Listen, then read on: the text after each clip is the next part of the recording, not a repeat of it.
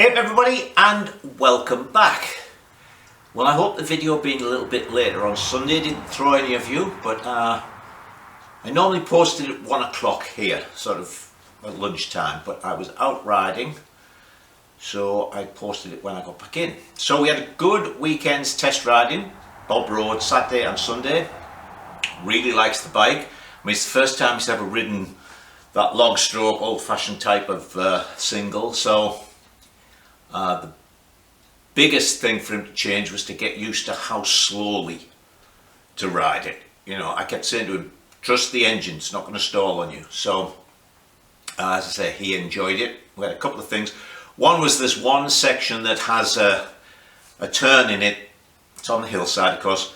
And you go down a bit and turn and come up in between a couple of trees. So you're down, turning, coming up. And I can maybe do it 1 in 20 rides, or maybe more than that. It really is my nemesis, that corner.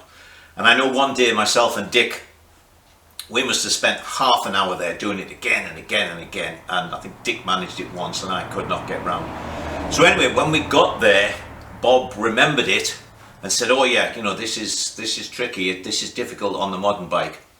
And he just rode around it. Next day when we got there, we had another friend riding with us. He got there, went straight round it. So the machine works. So that was very good. Then after that section, actually there's a hill climb that you go up and you go in between two trees and up. So twice he tried it, and just as he was going around the trees, it jumped out first gear, which is a bit awkward, you know. So I said, okay, let me have a try, see what's what. So I come up and absolutely to the inch, exactly the same place, it just jumped out of gear into neutral. And of course, let's see, you're going up, you're turning, so grab the front brake, put my foot down to hold it, because it's still 230 odd pound. And of course I'm right next to the tree, and of the couple of thousand trees there must be on the hillside there, they're all rough barked. So I did that, I rubbed my arm, I sort of had the bike and I went down the tree. Hurt a bit, and it hurt a lot when I got in the shower and got some hot water in it. But anyway, I'll sort that out. You may remember when I put the gearbox together, it's partly this crappy Albion gearbox, but the detent for the engagement mechanism is adjustable. And although it was fine on the bench, you know, another one of those real life situations, I think the extra strain on it just made it would pop out with the notch. Funnily enough, started it up again and put it in second, and I rode up fine. And then all the other hill parts, it didn't jump out of first for him. So why that one, I don't know. Anyway, we'll sort that. Also, it's all dirty. The bits came for the side cover, so I'll do that as well this week. Alright, so this is all as we left it. Can't think of anything else to tell you. It's snowing. I mean, flakes of snow, but it is snowing. So we're going to start off, we're going to make the bobbins for the top rear suspension mounts, move those frame tubes in and cope them to match, bronze them, and make a couple of top pieces. And then we'll probably make the spindles that go through this back tube. Oh, before I forget, one of our regular viewers, Sam Rodian, I'm presuming you pronounce it, gave me some instructions on how to use the half function on the mill, and I've just been trying it and doesn't work with that particular DRO. It just beeps, and so I really have got to find the instructions or get some online and print them out again, because I would like to know how that, I mean there's all sorts of symbols on it, it does all sorts of clever stuff, even though it's an older Mitutoyo DRO. But I would like to get to know how to use that half function. Alright, sufficient blab. Let's get over to the lathe and make up those bobbins.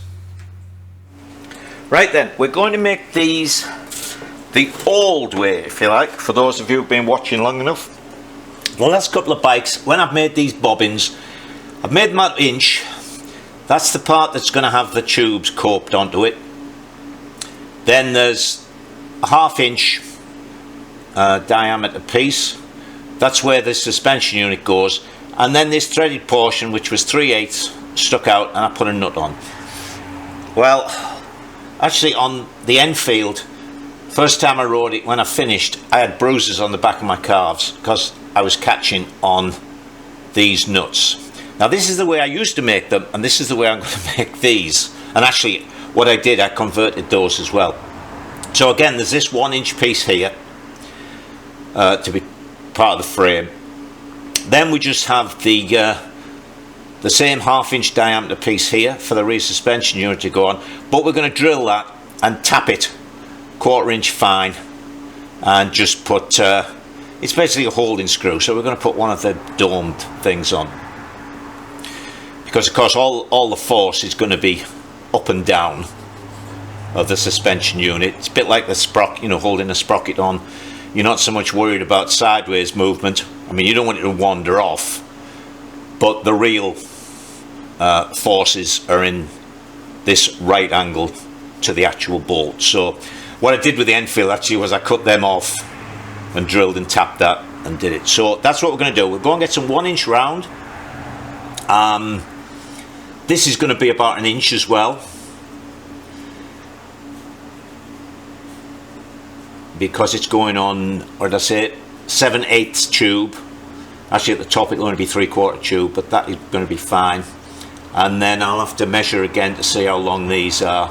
This we're going to make 12mm, because they're 12mm eyes I get from Gary at Rock Shop. Lorry. But I can't remember how long that is. That's something like 7/8, but I'll go and measure one.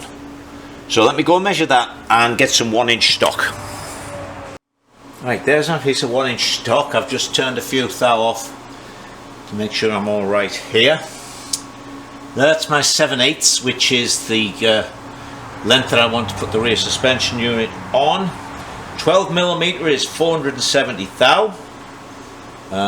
Just for those of you who haven't been with me for a long time, the reason I do everything in inches is because I'm in the US and they still do everything in inches, and all my equipment works in inches and thousands. So I've got to take 458 off, which is, here we go maths, 229.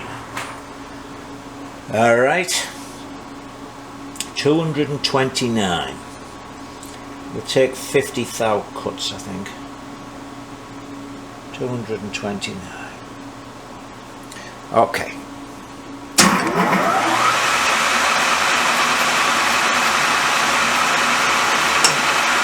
We're going in reverse from when I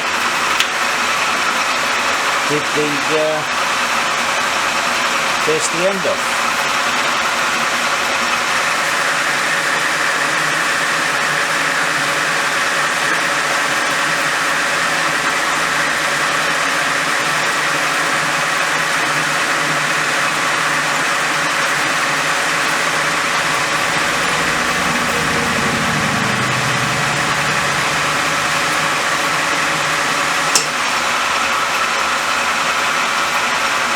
Hang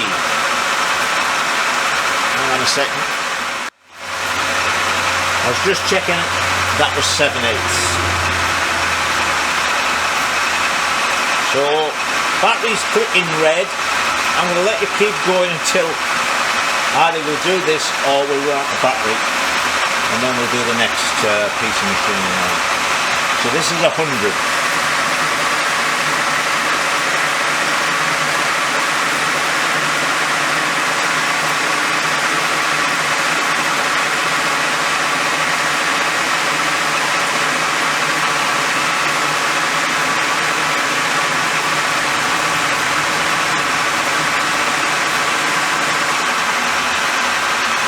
Bit manually. Okay.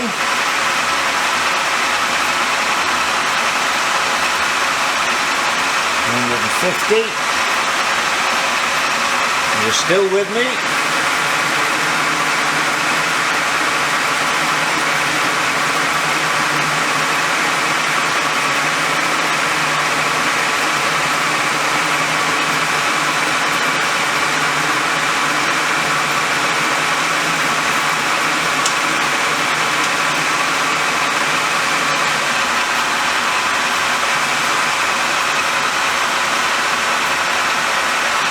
200.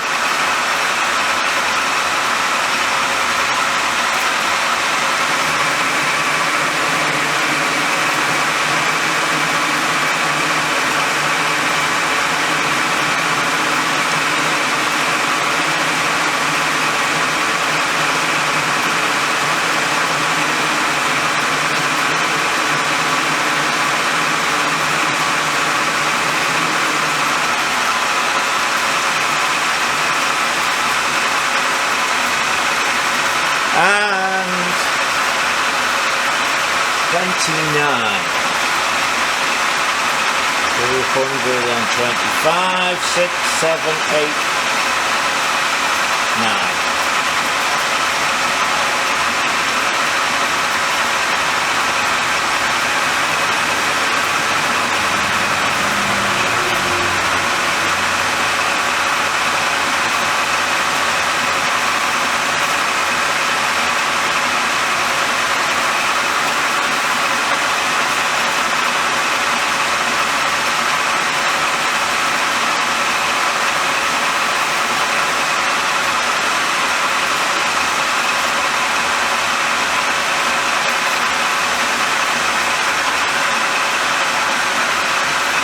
Okay.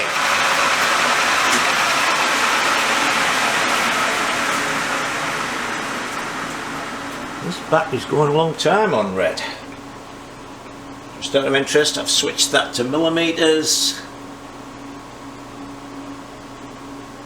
Ooh, gone under there, 11.57. Still, there'll be paint going on it, so it'll work. Well, 11.61, but that's all right because I'm going to have a coat of paint or two on that. All right, so I'm going to cut this just with a saw and then face it to the length I want, so I'll bring you back. I'll change the battery as well to make sure you don't run out. Right, cut that the length, faced it off, put it back in. So I've just started this off with a centre drill. And now we're going to drill a 7/32 hole, which is the tapping size for a 1/4-28.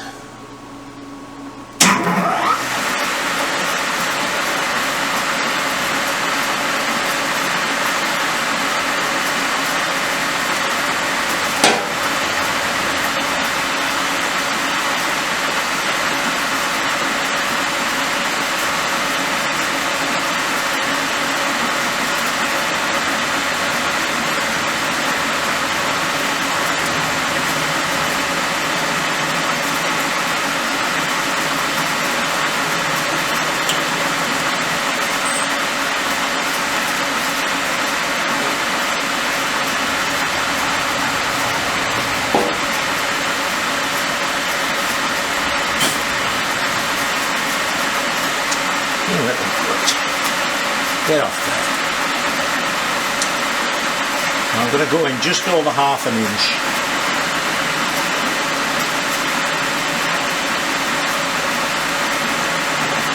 And then we can use a 3/4 inch screw.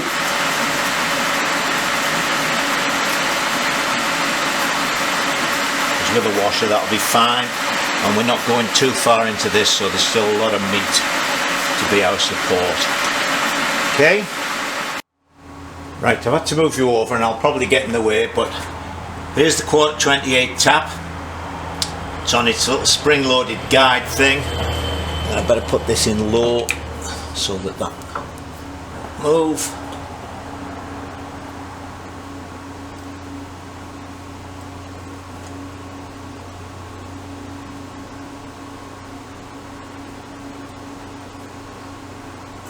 Let's get started.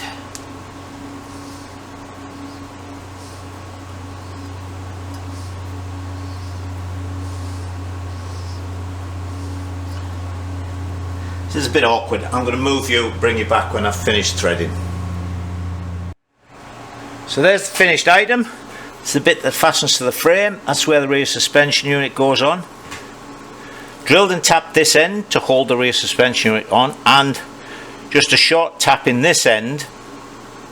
That's where it's going to bolt to the jig to hold it where it needs to be.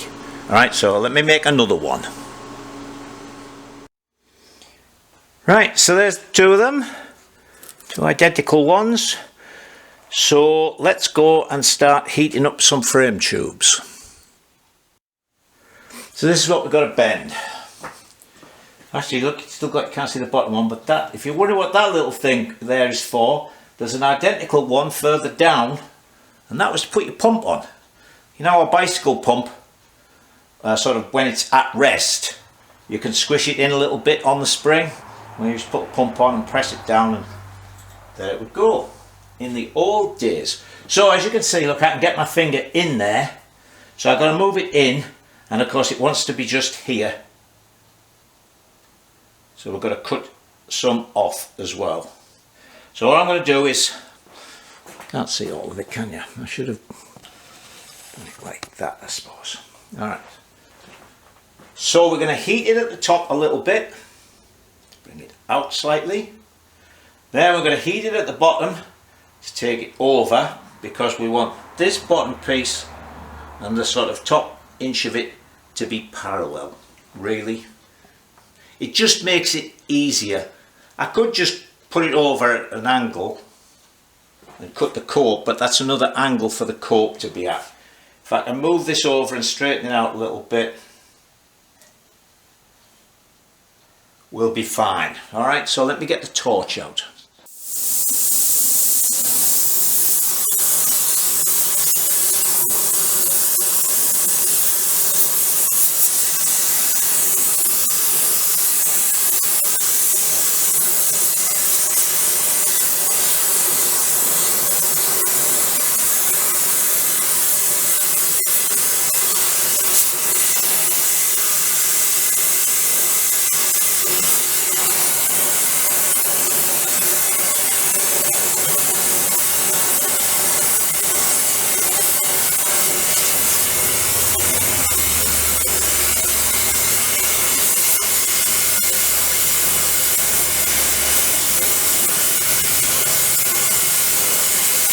I bent that the wrong way.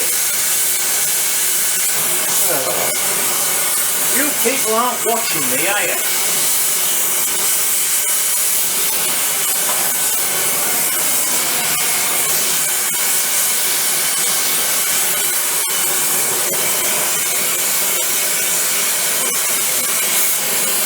That wants to come out, this wants to go in.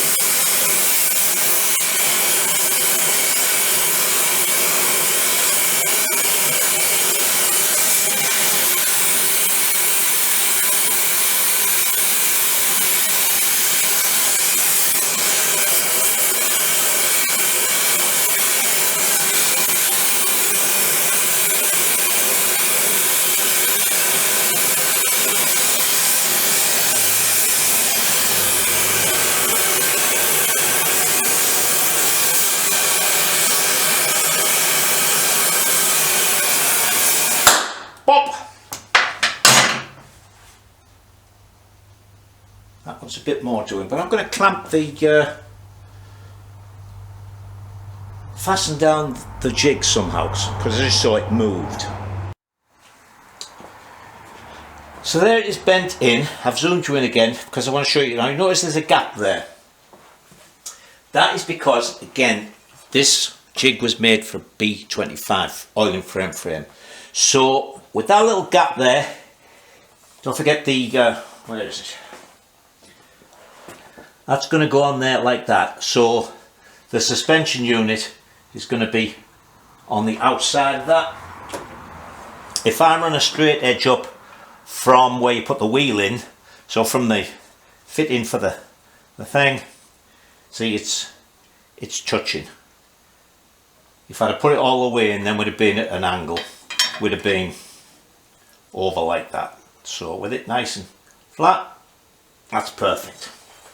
So the next thing we've got to do is drill and hole there and use the 1-inch hole saw and try and get us so we're in exactly the right spot. what I could have done, you know, I might do it when I finish this. I could have done with having a how much are you seeing there? Yeah, is having this being a longer piece of plate so that I can actually clamp that to it, because you know that's hole saws are pretty like that. Well, unless you've got them in a drill press or something, but holding them hole saws, really got to be very careful or they snatch. So let me mark a couple of lines here. See, pick up a horizontal line and pick up a vertical line so that I know where the hole's going to be. And then I think what I'll do is I'll stick a couple of washers in there. Maybe try and grip it at the top. Or let me rig something up just to hold that a little more rigidly.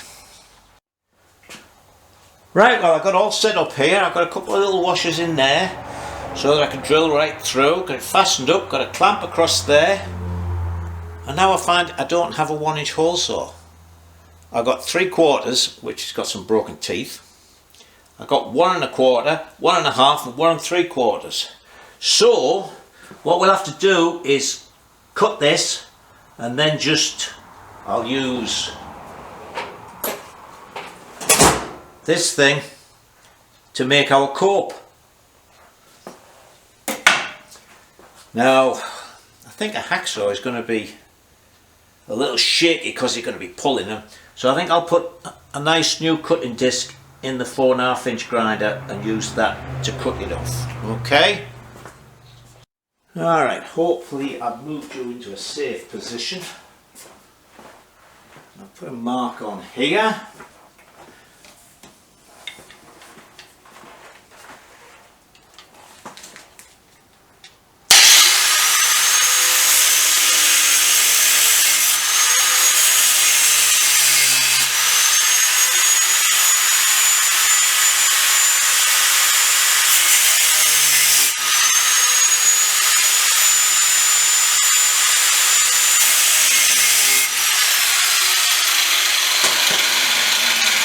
I don't like all these sparks, but it's not so much that they're sparks, because of course they're little bits of molten metal and we are down the clean end.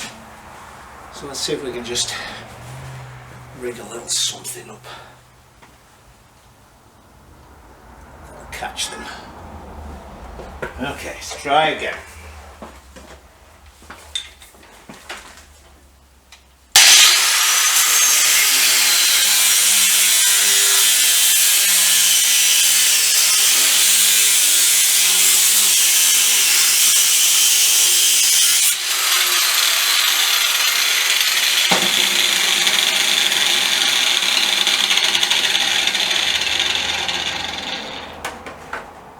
Of course, a 4 1/2-inch disc isn't enough to go right through, so let me go and get a hacksaw and cut that last little bit. Right, we've gone from electric power, now we've got, what am I, septuagenarian power.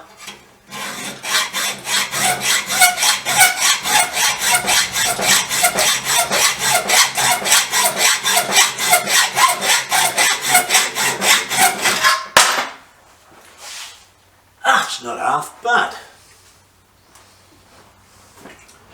Okay, let's start doing a little bit of coping. Alright, we've got your earplugs in, safety glasses on.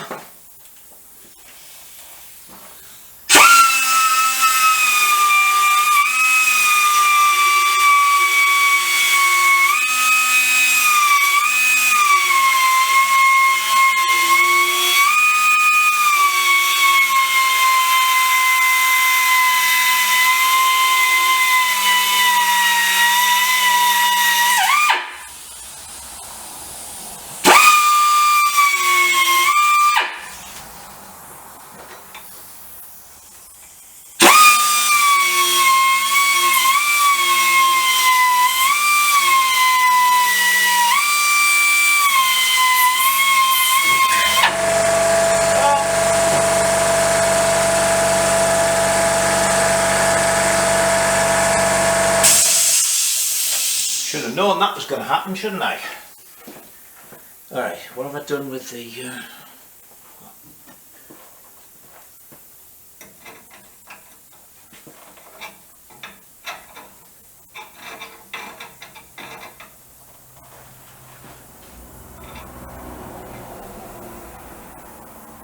wants to be lower on the inside. Alright, let me keep on doing this and I'll bring you back when it fits. Alright, I've got that, I think, as good as I'm going to get it.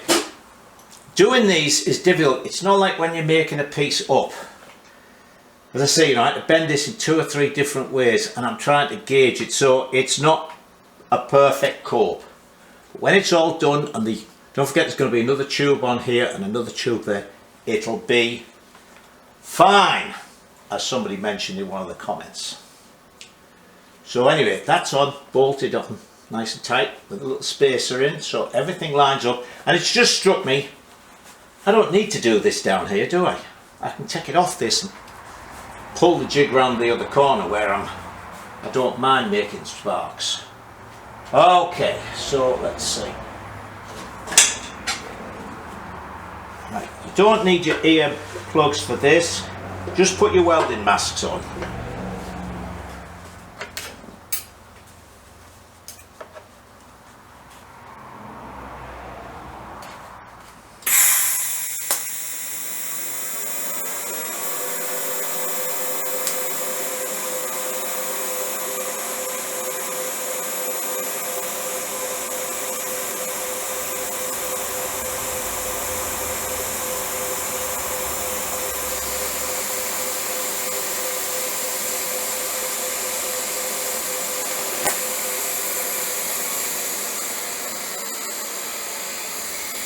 Right, that's that side done. Now how can I get at this?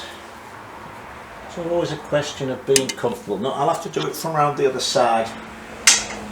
Anyway, it's only a bit of bronzing. I'll bring you back in a minute. So that's on there. Bronze front and back. And the bolt is just nice. It didn't spring back anywhere when it cooled down. That bolt still goes straight in there nicely. So I brought this round into the dirty area. I don't know why I didn't think of that before. So I'm going to do, hang on, exactly the same thing over here. We'll bend this tube to get it in, and I've just been having a little measure, and with that in line, it's an 8 1/4 inches, which is exactly the width of the B45s when I finish. Funnily enough, the Enfield is slightly narrower. Only 1/4 inch. It's 8 inches as opposed to 8 1/4. So, as I've mentioned before, so many of these things, the numbers all come out the same. You know, fork angle, wheelbase, you get the width of things. Alright, I won't show you this one. I'm going to do exactly the same thing. Bend it in and then cut it off. I was going to say scallop, I don't mean scallop. What's the word I'm looking for? It's gone. Make a fish mouth. Whatever the word is that I used for over here. I'll do that, then when that's done, we'll do these top bits. So there's both sides bronzed up, nicely in. I popped one of those things on, that's 14 inch. Suspension unit, everything measures nicely. If you're wondering what that hole is, there was a little bracket there and I burnt a hole in with the plasma cutter, but I didn't want to repair that until, I'm not going to repair it until it's all finished, because then if heating this part here makes that one to try and bend, it can't. It's being held by everything, so we'll leave that there. So that's it for today. Everything's right, 8 1/4 inches across there, 8 1/4 inches at the bottom, so they're good. I just measured actually, that's 52 inch wheelbase. Came out perfectly without too much mess on. So tomorrow we'll come out and we'll put these pieces in. I still haven't decided whether to make a loop. Ow! Why do I keep doing that? That's still hot. Whether to make a loop or whether to use the short ones. Think of that later. Alright, see you tomorrow. Right, so the next thing to do is to, I've put these on. Actually, I put them on to check that these were still the right height. So I put one on and then the other one went straight on. So we're going to go from here to there, both sides, as we normally do. But first, I'm just going to show you a couple of things to explain sort of my thinking behind doing this the way I do it. Right, so this is Jensen's bike made from a B44, and of course it was built on the same jig, so it's identical to the ones I built. But what I want you to notice is that the two tubes we're going to put in now, they slope backwards, right? They slope from up here to down there. Now the next thing I'm going to show you is a picture of an aerial HT5, and you'll see on that exactly the same thing happens. These slope backwards.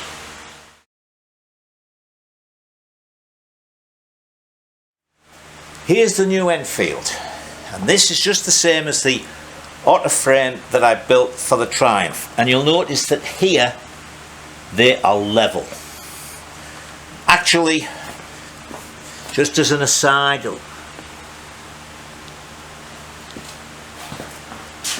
I put the new one of those on, swapped over the pumps and everything like that, just been running it, oil up here, oil into the oil tank, and nothing coming out of the breather.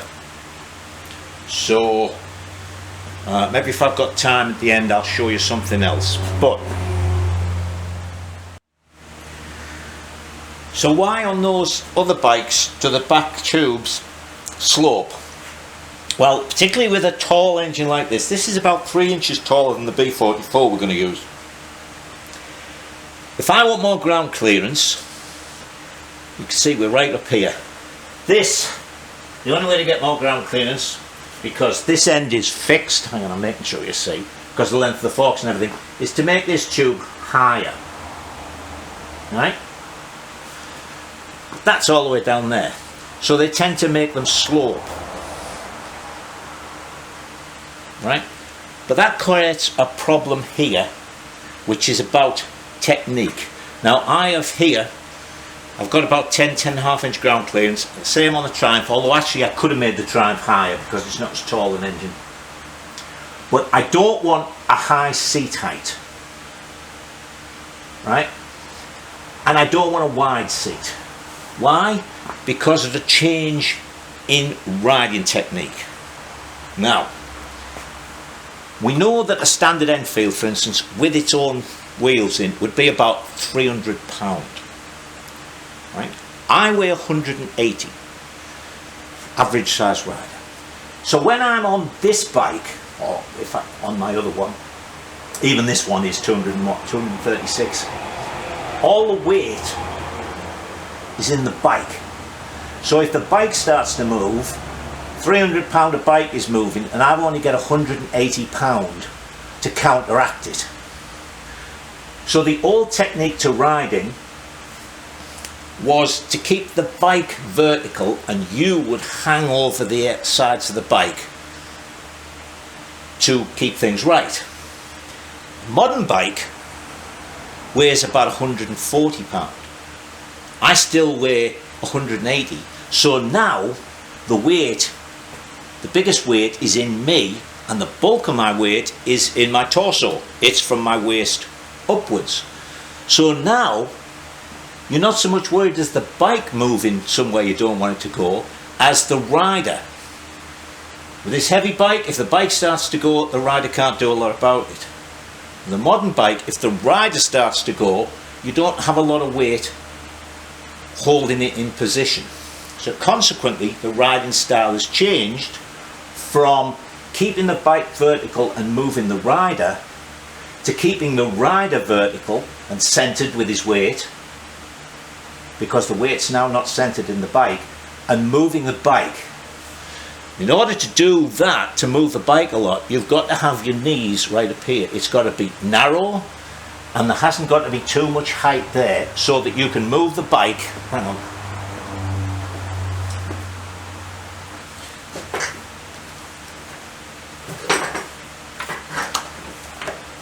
So you ride with your knees out. See, now I can move right over here, or if you imagine I'm vertical, I can move the bike right over there.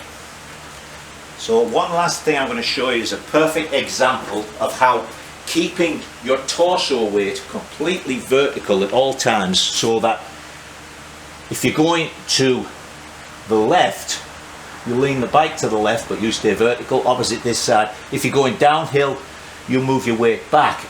And if you're going uphill, the bike's coming this way, you don't want your weight to go back with it, so you move into the bike, and I'll show you an extreme example of that.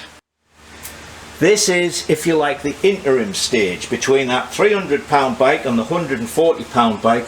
This is about a 200-pound bike. Here's Ulf Carlson. God knows how he's doing this, but look at his body. His trunk is getting more and more there to keep all the weight centered. See, he's moved the bike, but he's stayed centered.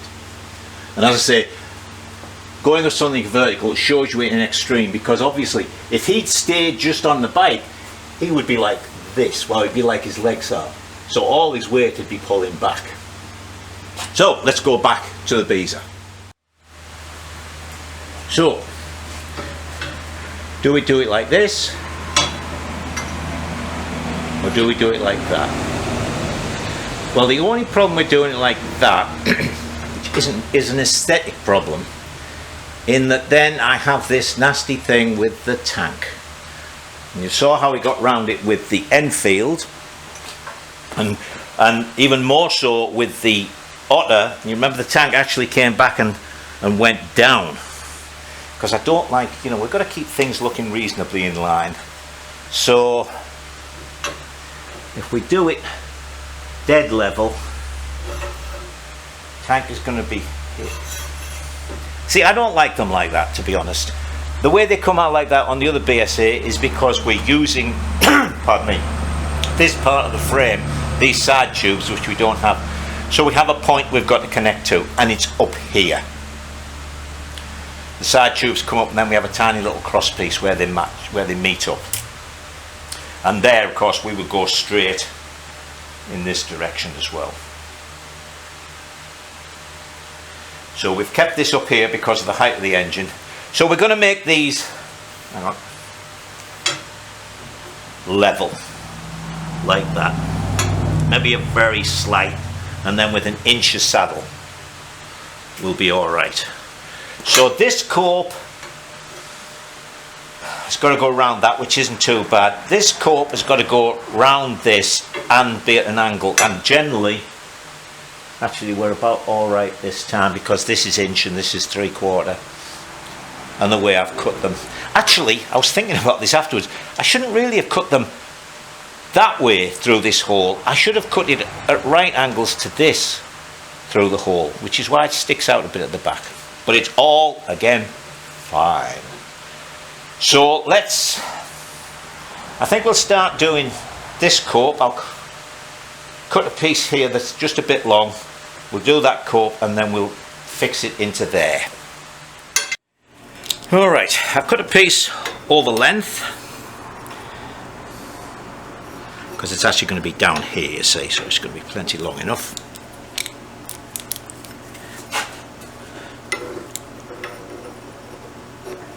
Now then,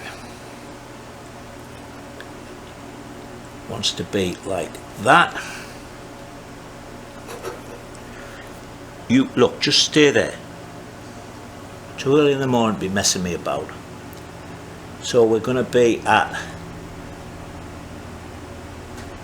that angle there. So we're going to cope that there and on the other side.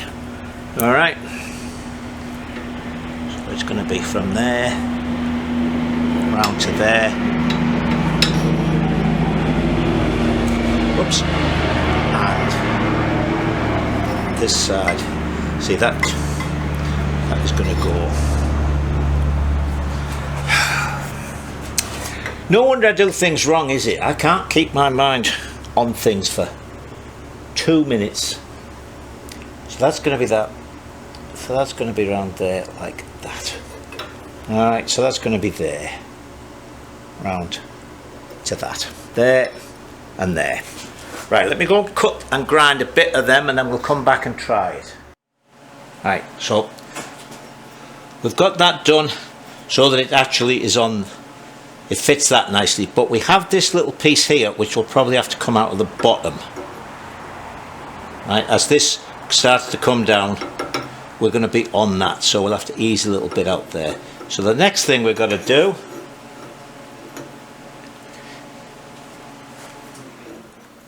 is take this off at an angle here as well, so that will drop down to there. Okay, because we're going to be,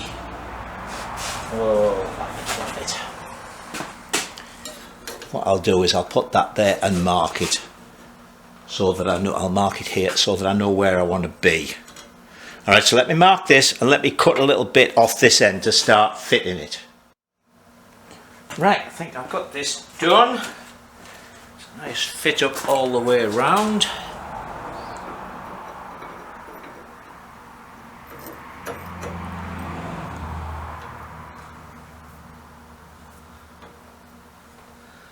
There we go.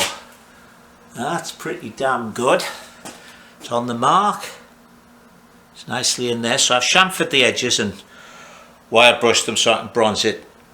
I've also scored a mark here, because I'm going to clean that up to weld it and the white will disappear. So let me bronze that in and then we'll do one on the other side. There's the first one, bronzed each end, and although I didn't mention it, I did put a mark halfway here so that everything would be fine, because I didn't want this to be so far over there that, because this is 3/4 and this is 1.5 inches, so they've got to virtually meet in the middle. So let me make the other one and bronze that on. Right, I've laid it on its side so I can get in, do the bronzing, and then I'll flip it over and do the bronzing the other way, because I want to leave it on there for the time being. Shortly we're going to take it out of the jigs, put the engine in so I can make these two pieces and get them right, and sort out the carb and things like that. So let me finish this bronzing, I'll show you it done, and then that's going to be it for this week. Oh, pardon me, I'm getting the hiccups. Alright, I got the vast majority of it done. Actually I got right round there and around there and got those done, and I got all round there. I couldn't get in down here to do this little bit, but that's alright. Now I can repair that and do those little bits. They all completely cool down in the jig, and I still have these to do. I haven't made up my mind which way to do them, and these, as I say, we'll do when the engine's in. Alright, that's going to be it for this week, because first trial of the season is this weekend, and of course it's the first outing of Team Britannia, so we'll have the 3 bikes out there. I might try and get a bit of video of that, but we're finishing off this week. Oh, and that's why you saw this on Saturday. We'll be finishing off this week with some bits of video of Bob riding the new Enfield. So until I see you next time, stay safe and enjoy yourselves.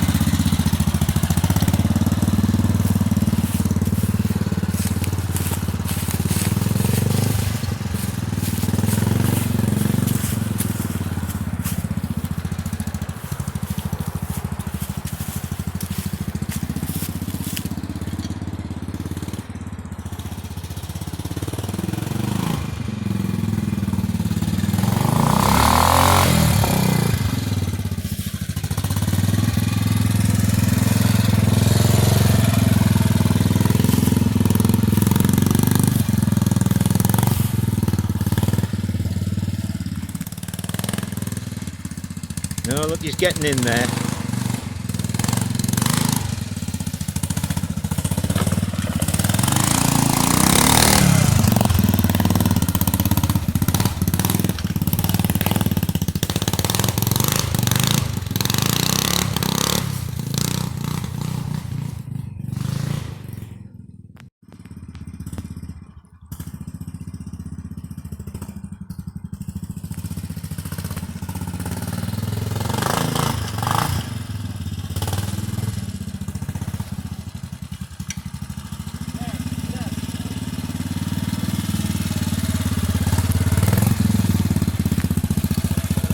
No, no, no, no, no.